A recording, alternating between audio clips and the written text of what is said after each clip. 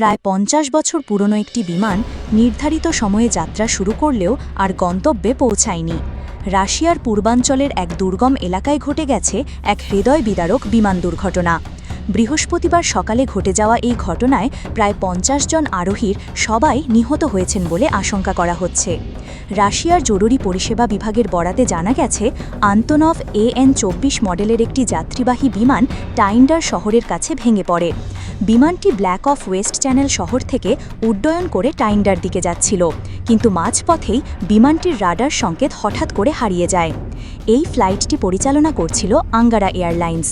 রুশ সংবাদ মাধ্যম ও সরকারি সূত্র জানিয়েছে, বিমানে মোট ৪৩ জন যাত্রী ছিলেন, যাদের মধ্যে ছিল ৫ শিশু এবং ৬ জন ক্রু সদস্য।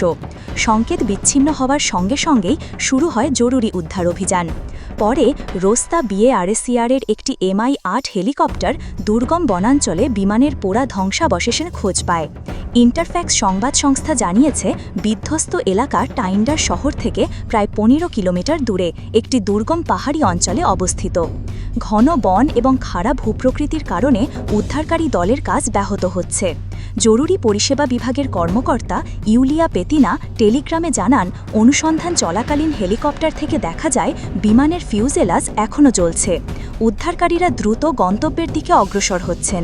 বিমানের বিধ্বস্তের সুনির্দিষ্ট কারণ এখনও জানা যায়নি, তবে বিশেষজ্ঞদের ধারণা, বিমানের অতিরিক্ত বয়স, প্রযুক্তিগত ত্রুটি এবং দুর্যোগপূর্ণ আবহাওয়া এই মর্মান্তিক দুর্ঘটনার পেছনে বড় কারণ হয়ে থাকতে পারে।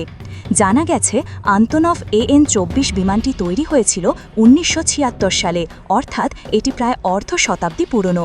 সোভিয়েত আমলে তৈরি এই মডেলের বিমান দীর্ঘদিন ধরে রাশিয়ার বিভিন্ন দুর্গম অঞ্চলে যাত্রী পরিবহনের কাজে ব্যবহৃত হয়ে আসছে। স্থানীয় গভর্নর জানিয়েছেন, বিমানে থাকা ব্যক্তিদের পরিবারকে ইতিমধ্যে অবহিত করা হয়েছে। উদ্ধার ও তত্ত্বদল ঘটনাস্থলে পৌঁছে কাজ শুরু করেছে। ঘটনাটি সামাজিক মাধ্যমেও ব্যাপকভাবে ছড়িয়ে পড়েছে।